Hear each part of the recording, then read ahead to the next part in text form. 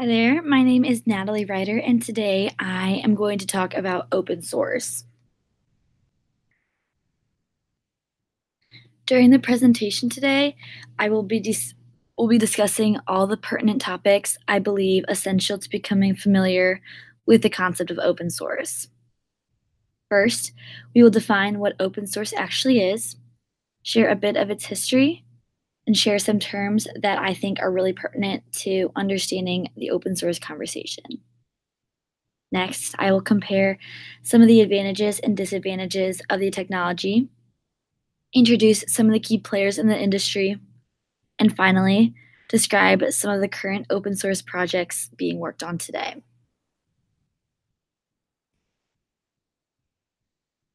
So, open source, in the most basic of terms, is something that people have the ability to modify and share. This model is a decentralized software developed to encourage open collaboration between members. Open source was created with the intention that users will utilize peer production and have multiple minds working on projects to solve more problems and defy the limitation of proprietary code. So, again, open source is really focused on people working together who typically wouldn't work together, to have multiple brains trying to solve the same problem or different problems. The system promotes universal access through an open source or free license to a product's design or blueprint. Gaining hold with the rise of the internet, open source typically refers to a computer program that source code is available for the public to modify and edit these pre-existing programs. As mentioned before, and as we'll mention again, the intention is a collaborative effort that promotes the ability to improve and share changes within a community. The source code we talked about is usually released under the terms of a software license, and depending on the terms of that specific license, others may download, edit, modify, and change the original program to then be shared back with the public after the modifications were complete. I think it's super important to understand where the open source movement came from and why it was created, in addition to how it has influenced our world today. So, in order to do that, I'm going to share a brief history of the open source movement. In the late 70s and early 80s, manufacturers began to increase the use of copyrights on their technologies, withholding source codes. Proprietary software began to take over the world of technology, and collaboration dwindled. Richard Stallman, a member of MIT's Artificial Intelligence Lab in 1971, knew something needed to change. In 1984, Stallman created the GNU project, which would create a free operating system. This project eventually joined with Linux and had the largest installed base of all general-purpose operating systems. So both GNU and Linux are still very pertinent in today's open source world, but we will get back to that in a little bit. In 1997, Eric Raymond, a free software advocate, wrote an essay comparing the GNU and Linux projects. A year later, in 1998, Netscape decided to open source the code for Netscape Communicator. The open sourcing of this code prompted the development of another completely free and open source browser 5 years later, Mozilla Firefox. Raymond eventually founded the open source initiative, the OSI, to grow the open source community. Over the past 20 years, open source has made an immense impact on the technological world we live in today, transitioning from an outsider to mainstay. Next, I think it's essential to have a common understanding of some terms associated with open source in order to fully comprehend the system. So the first term that I think is important to know is source code. Every product has a source code, which is a text listing commands to be compiled or assembled into an executable computer program. Usually you can't see it, alter it, or even have access to it. However, in open source, people are able to access and modify the source code of a product. The next term I think is worthwhile to discuss is free distribution. Free distribution refers to the action of sharing an application after it is customized through an open source. We mentioned the OSI or Open Source Initiative earlier, but this initiative is essentially designed to maintain compliance and trademark information that the industry at large recognizes in a cooperative effort. Or, in other words, the Open Source Initiative is aimed at making sure all the users of the open source community and all the collaborators play nice and don't use unethical methods. Some more terms. The open source community is where the original programmers distribute the program to be improved and shared. Committers, on the other hand, are the community's control experts. These committers are actually in charge of deciding what changes based on community experience and what they feel will be the best for the most users. Users are still able to modify these programs on their own. However, changes aren't always accepted into the originally licensed version by the committers. Another term that most people have already probably heard is cloud computing. So, cloud computing, it's a term worth visiting, for it is a model for enabling convenient, on demand network access to a shared pool of configurable computing resources. So, for example, networks, servers, storage, applications, and services. This term, cloud computing, relates to open source because many cloud applications today are open source programs as well. In order to fully understand what open source is, I think it's fundamental to define what a proprietary source is. I have mentioned it earlier, but now I'm going to define it so we can kind of have a comparison. Essentially, a proprietary source is the opposite of an open source, and for this reason, these softwares are often compared to one another. Proprietary softwares are owned by an individual or company who retain intellectual property rights for the system. So therefore, these proprietary systems usually have major restrictions on use, and the source code is typically kept secret, not modifiable, and access to these systems are usually not free.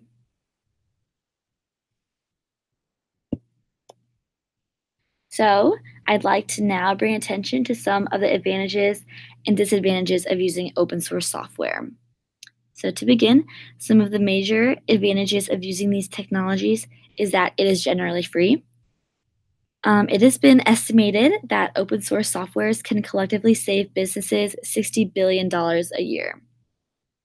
These softwares are also constantly evolving, which means open source typically has better quality, is more secure, and less prone to bugs than proprietary systems.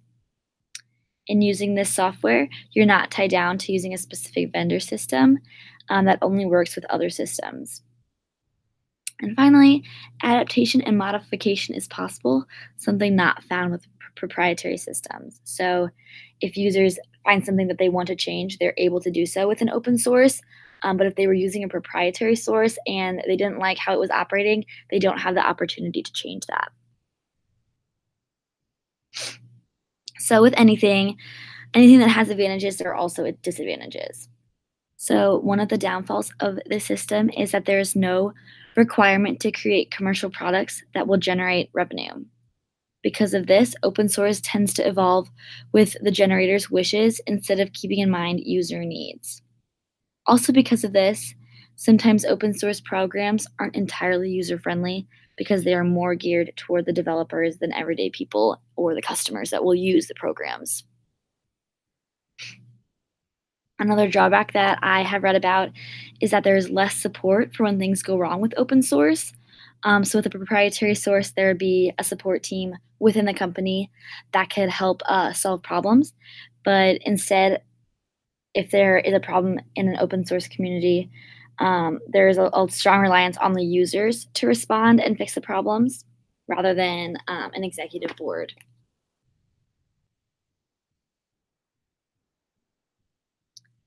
Even though most open source is free, there are still some costs involved.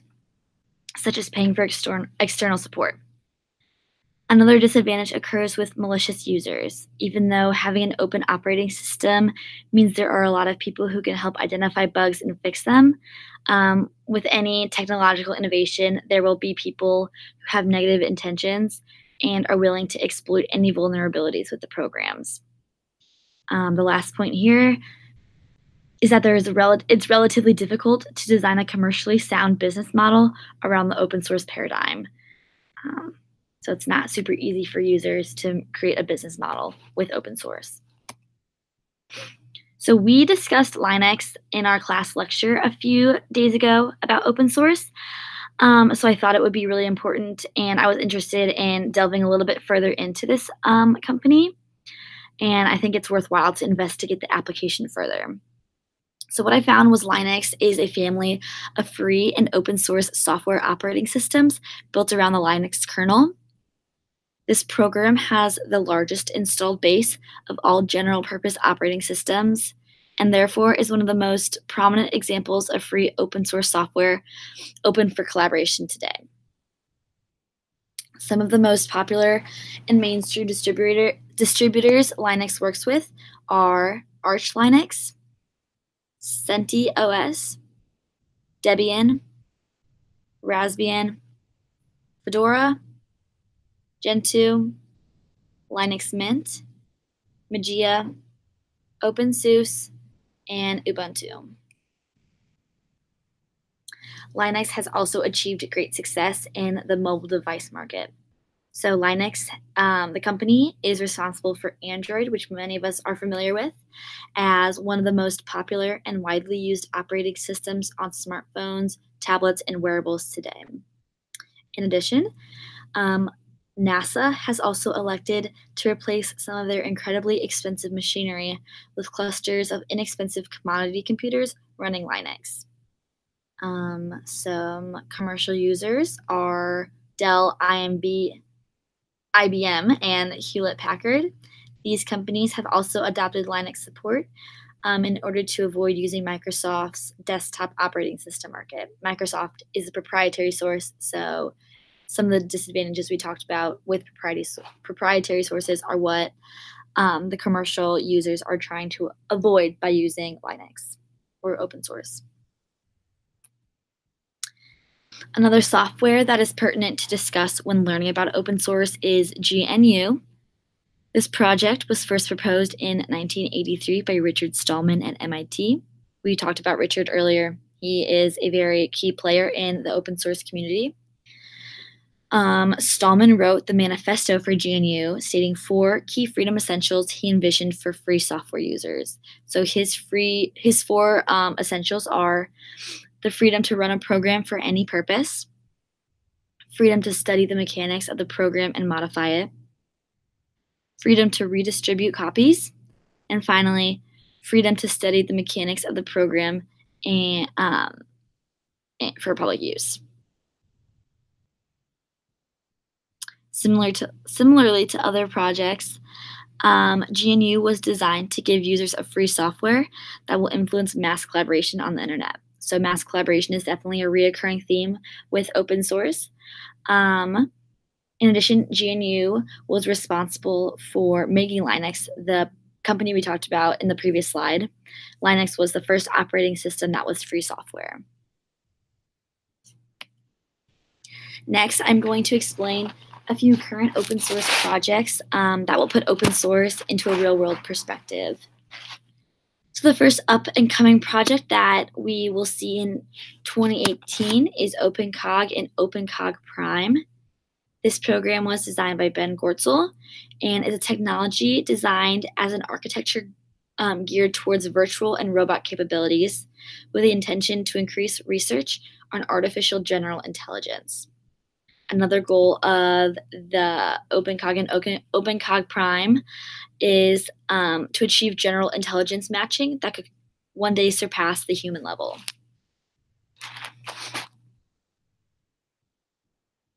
So another project that's being worked on, which was actually established by the Linux Foundation, is Hyperledger. Hyperledger is essentially a toolbox for open source blockchains and other useful elements. This project was born with the hope to increase cross-industry collaboration like any other open source. Hyperledger draws on the innovation of distributed ledger technology.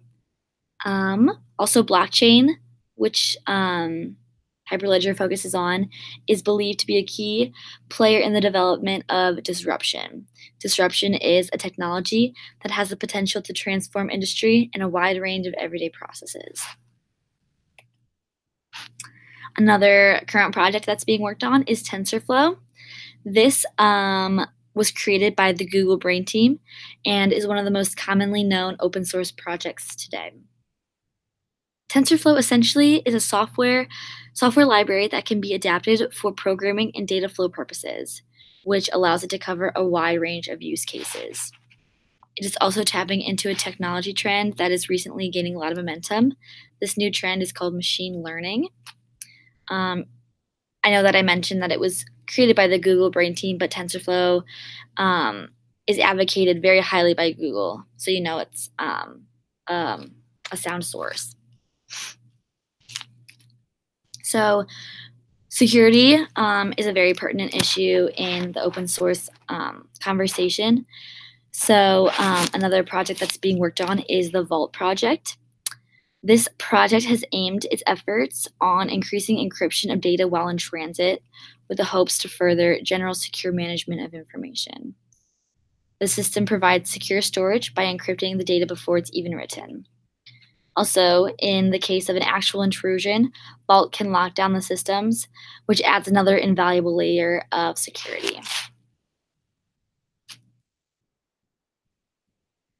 So, in conclusion, defining what an open source actually is, sharing a bit of its history, sharing some pertinent terms, comparing some benefits and detriments of the system, and bringing attention to a few current open source projects, it's apparent that this technology has the potential to increase online collaboration and bring minds together to solve problems that affect our society every day. I believe this system should set the standard for more technological innovations in the future. With emphasis on collaboration and groupthink, there is no limit to what we can achieve. Thank you for listening. Have a wonderful day.